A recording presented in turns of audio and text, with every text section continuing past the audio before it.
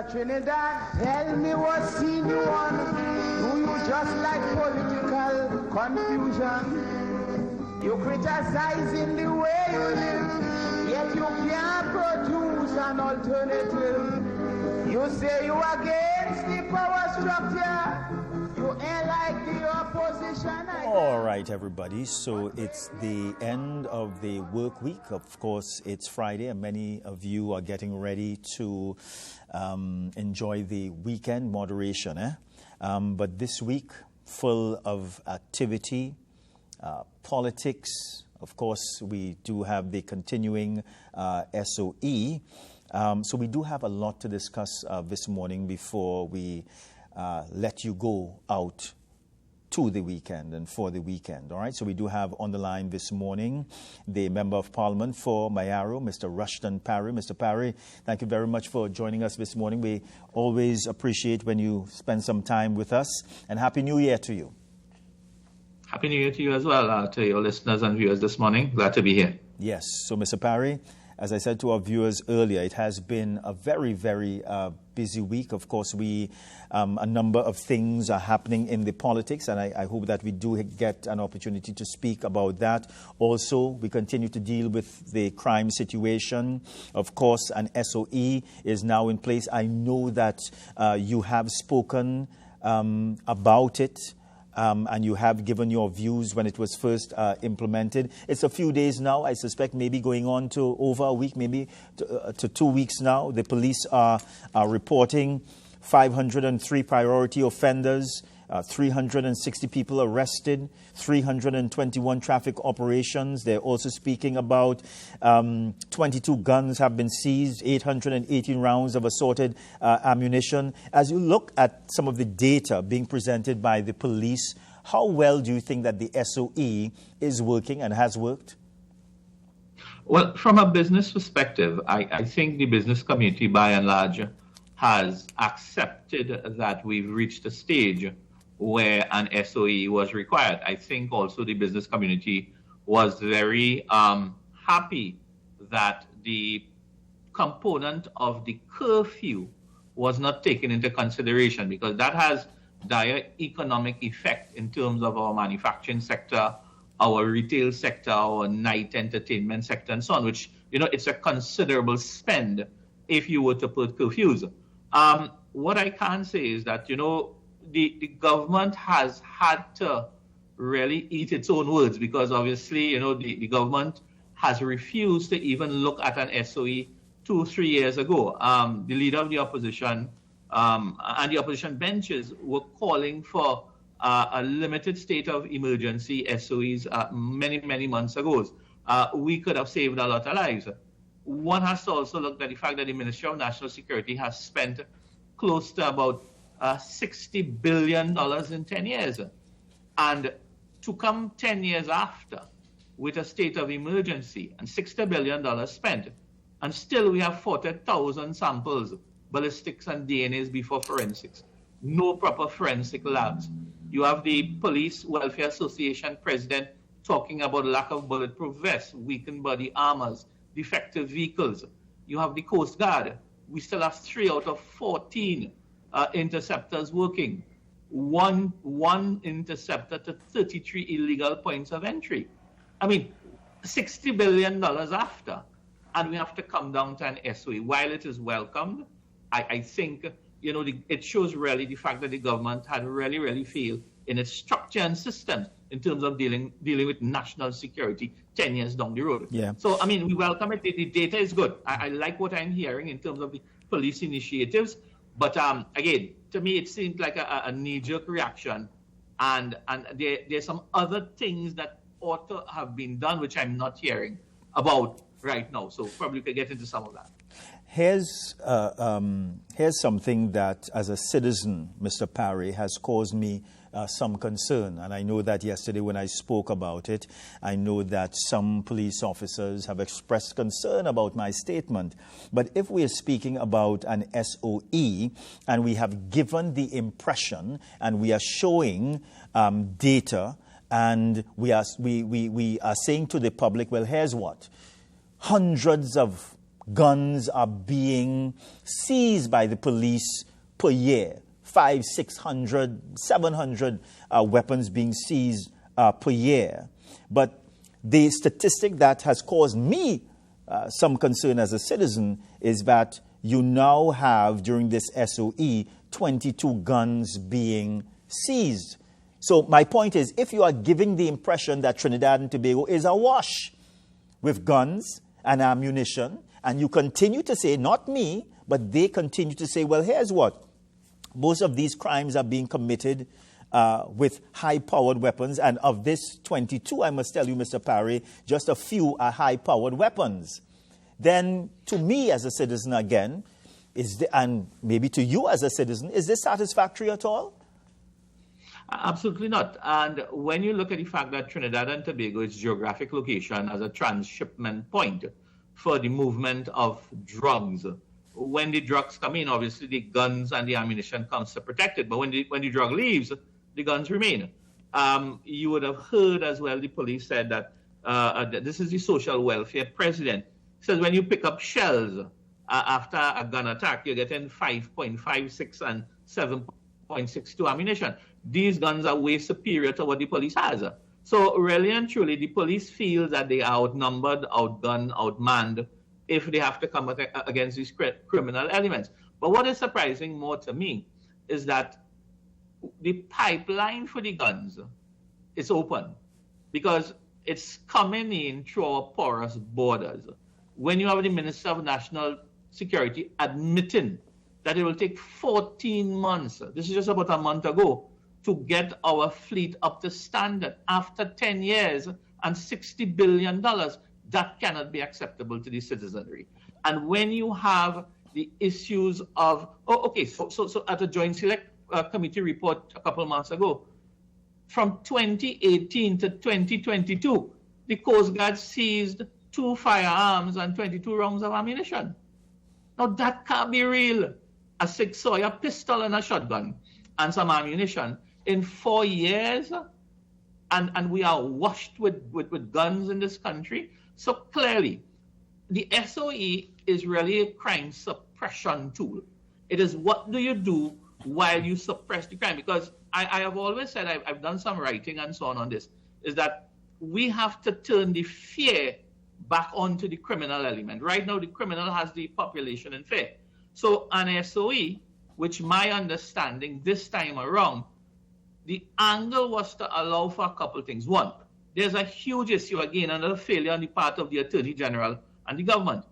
Marlon, for the last 3 years or 4 years, I have been begging to get JPs and Commissioner of Affidavits sworn in Mayaro.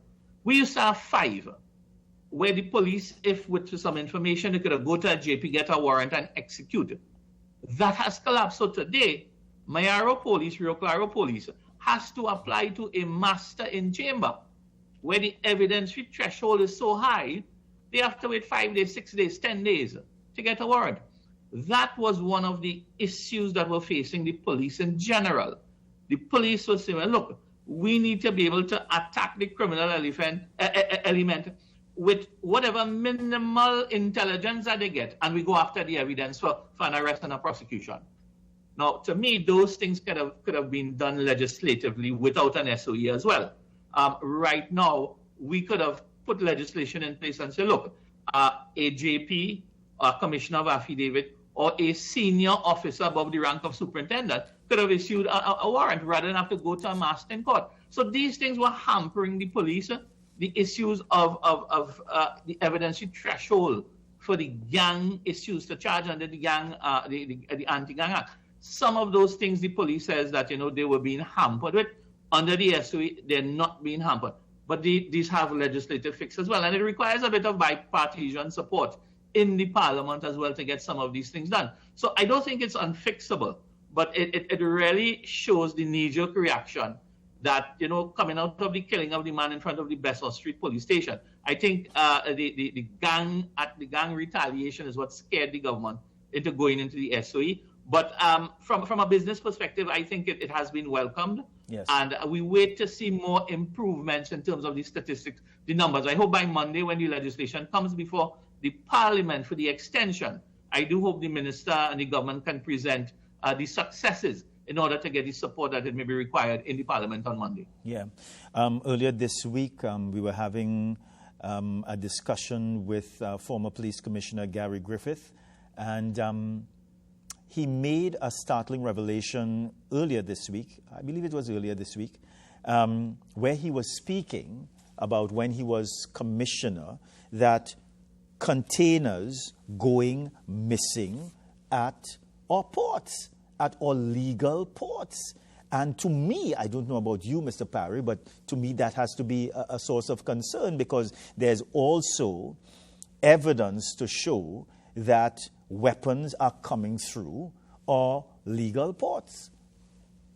Yeah, and so I have looked over the years where you have these police reports of intelligence gathering where they go into the forest somewhere and they seize weapons, they seize ammunition, but there's no arrest. You hear about a container, suspicious container, that they would have found with drugs and so on, but you seize the container. You do not let the container leave the port, follow it, see who is the assignee, where it's landing. So I'm wondering, why are these things not? Perhaps we are prejudiced by Hollywood movies, that we think that everything is a lot easier than it seems. But it really makes you wonder as a citizen, why isn't the law enforcement going through from information to intelligence gathering to evidence processing to criminal prosecution in a straight line? And then all the requirements for these components has to be addressed if we want to look at crime suppression, crime reduction, crime eradication. Because the president of the Prisons Association just this week, he came out and complained about under the Act, the SoE Act, the places where you're going to put detainees, they are dilapidated. You know, there are no functioning alarms, no functioning system.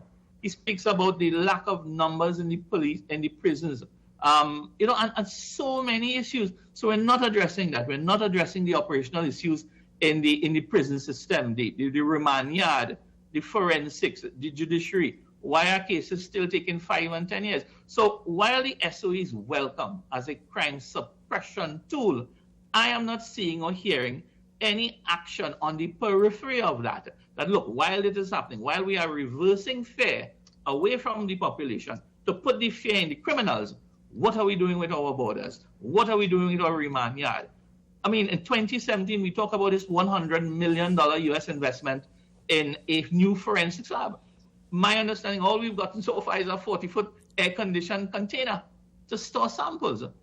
That could not be a government that really have seen crime and the effects of crime on the economy, on the society, being serious about, you know, what can be done. And I think that is where we are. Yeah. You have a perspective at all on the assassination of Attorney at Law Randall Hector? Of course, yesterday he was laid to rest. Since then, since his death, there have been calls for more security for state prosecutors. Some of them are really fearful to continue their jobs because of what has happened. Your perspective? I think they have every right to be fearful for their lives. I think our public officers who go way beyond the call of duty at times, I do believe that our police, our prosecutors, our state officials, they do have the country at heart. I was disappointed to hear, and this is what was in the media, that no provisions were going to be made for any additional security. Now, this is a very interesting time when you have this all-out attack on gangs and gang leaders, and we're bypassing fundamental constitutional rights to make sure that the rest of us feel safe. But what about our agents of the state who have to present themselves in front of the criminal element? I do think something has to be done in terms of giving the assurance to our public officers that, look, yes, it's one thing to love your job, it's one thing to be nationalistic, but I have a wife and children to go home to at the end of the day. And we must be cognizant of that fact. And I think the state has to do more, and they should be doing more. Even in the matters of these gun cases, gang cases, I think we should set up overnight courts. Let us push through these cases, gun-related cases, at night court quickly. Get your evidence, get your prosecution going, get them into remand, get them into the prison system. Don't put it into the general, judicial system, which is going to take 8 months, 10 months, 1 year, 5 years. So again, all of these things are the holistic component that I referred to in my write-up in December that we ought to be addressing to deal with the outcome of the SoE and how we plan going further. But to answer your question, I think our state officials need to be satisfied that the state is looking after their welfare and interests as well for the safety, as they go and they push and prosecute these criminal offenders in our country. Yeah. Last year, we ended the year at 624 murders. Your take? I am trusting that when we compare the data today, I think today we had 4 murders compared to the same time last year. I think we were at 18. So it's a considerable drop, but every murder is a stain on our image. You have to give the government a bit of credit. Coming last minute, coming on the heels that we have Carnival coming, it's a big income earner for us. And for the state to make the decision to go into a state of emergency, that it affects our international image, our tourism sector, it affects our even credit rating in terms of, the output, the confidence that these lending agencies have on us. But I think, when you get to the point where the damage is gone into critical mode, look at how worse can it get? We need to take the penicillin for this, and I think we are in penicillin mode. Whatever the impact in terms of our international outlook, our reduction in movement of people, in terms of spending, confidence, investor confidence, I think it is the penicillin that we have to take. And I pray for the success of the police. As you rightly said when you started, none of us want to see this fail, because every gun, every bullet comes off the street. It is a safe environment for me, you, our children, our grandchildren. So I hope and I pray that the police continue on the streak they're going. They're making some success, some headway, and I look forward to Monday to see what comes out when the government comes to ask for the extension for another 30 days of the SoE. Yeah, let's speak a little bit about the performance of the police. Do you have confidence in the police, and more so confidence in the recent statements of the police commissioner? She has been speaking about the big fish and the little fish, and she has already said, well, some of them have been arrested, and she expects more. We've been talking about the fishes, for the last 50 years, from the days of Mr. Manning. There is always the argument whether we are going after the right fish.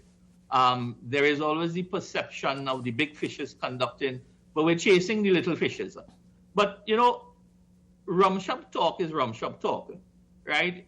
The evidentiary requirement to say that Mr. X is involved in A, B, and C, it requires a lot of evidence, a lot of intelligence. It requires a good judicial system that can go after these folks. So the question is, what do we do? Do we do nothing? If we can't attack the big fishes, do we sit by and do nothing while every night our citizens fall like flies? I would say no. We have to work with what we have. The police has been under the gun in terms of its resources. I think there are about 2,000 in terms of manpower shortage. They are losing officers every day to retirement, to attrition. I think out of the 1 or the 2,000 that was promised in the last budget, only 200 has come on board. I have seen no introduction of the SRPs who have training, who have policing experience. Why are we not bringing these guys on board? Why are we not extending or going out to our private security firms, the ones who are meeting the international standards, to work in partnerships in terms of assisting with night patrol, the presence of police? So all of these things are there. I want to believe that the police commissioner has the best interests of Trinidad and Tobago at heart. I do not know if she's getting the type of support that she requires from the state, but obviously it's a very tricky relationship as police commissioner dealing with the state, and then you have the National Security Council, which is headed by the Prime Minister. And then when the Prime Minister makes certain statements, only to hear it being counteracted by the Police 2nd Division Welfare Association president. Say, well, what is this man talking about? You talk about we've given you everything and we still don't have it. So it creates some confusion. It doesn't give confidence in the minds of the citizenry. But one can only hope and one can only wish that the police, the vast majority of them, who I do believe have Trinidad and Tobago at heart, they have the family at heart. And I tell you from Eastern Division here, we do have a lot of police officers who live in the communities that they patrol. And I think that adds a huge advantage to us here in Eastern Division. And I think in all of these divisions, Eastern is doing reasonably well because of the fact that a lot of the officers live in the area. So that is probably something as a cue that the police commissioner can look at in terms of when they're looking at manpower in other divisions to really get our officers interested in our community. I just have a few minutes again, but I want to, if you'd allow me, to take you into the realm of the politics now. Of course, I think that there was a major development over the past few days with the Prime Minister announcing that he is going to retire from politics. We are seeing what is happening in the party at this time. But I think that there has been a concern about the timing of the Prime Minister's announcement. That's number one. And number two, Mr. Paray, what does your political future look like? Are you going to put your how do you say, cap in the ring again to defend your constituency, which is Mayaro? Well, let me just answer this very, very quickly, right? The first question first. I am happy that the PNM is finally, or the members of the PNM, they're finally looking at dealing with issues from, a strategic position of shaking from the inside. Now, the PNM has never been known to do that. Now, remember, during our internal campaign in the UNC, where we were branded dissidents, but I don't think it's a branded dissidence. Part of leadership is allowing people around your table to question and query things that you do, which is healthy for democracy. I guess we were ridiculed a bit, but they talk about how disciplined that the PNM was, and look today. I want to believe is the wildfire that the United Patriots of the UNC would have set mid-year last year in terms of how do you modernize your political organization? How do you create innovation by disruption inside of political organizations? Because it will only augur well. So whatever happening inside of the PNM, that's clearly their business. They are walking into new territory, which I am happy, because when you have political organizations in the 21st century developing like this, where you can call your leaders to account. So that's good. The second thing is about, I had filed my nomination months ago to return to screening to be the candidate for Mayaro. There's been a lot of talk about removing and changing some of us. I remain hopeful. I think for the last 10 years, I've done reasonably well as an MP, not only in the parliament, but in the constituency as well. And the party will have to make the decision whether they want to continue with a good man or they want to change it to someone else. So I remain hopeful, but I'm ready to serve. I'm willing to serve. I do believe I have a contribution to make to national development. I will be 55 years this year. I think I still have 10 good years ahead of me, and I'm willing to serve the country in its best interest. You feel that and this is going to be the last question, you feel that the perceived tensions between you and your colleagues and the party, the tensions stemming from the internal elections, you feel that those tensions have subsided? Well, to me, I have a wonderful relationship with all of my colleagues. I remain hopeful that, good sense will prevail. But, as a businessman in business, Marlon, I have to look at employees at times, some that, you may not like in terms of their attitude, their behavior, but they do a damn good job. And sometimes as businesses, we have to see the value of people. I don't have to like you, Marlon. As long as you are doing the job and you are doing it well, I will tolerate your shenanigans. But you have to deliver. And whether you like Rushton Paray, Dinesh Rambali, Anita Haynes, Rodney Charles, or Rai Ragbir, the question is, are these people going to deliver for my party? Are they going to deliver as managers of the country's economy? Yeah. And are they going to deliver as ambassadors for the party that they represent? And I think you answer those three questions, that will be the tail of the tape for us when screening comes. Yeah, Rushton Paray, it's always a pleasure speaking with you again. Happy New Year. And it's an election year. I'm sure that we'll have the opportunity to discuss other matters again. Bye for now, sir. Absolutely. Thank you for having me. All right, so we are going to a very short break, everybody. We're coming back. And then up in the center the fire, because you refuse to vote in election. But then you want revolution. You're strongly against communism. You walk out on colonialism.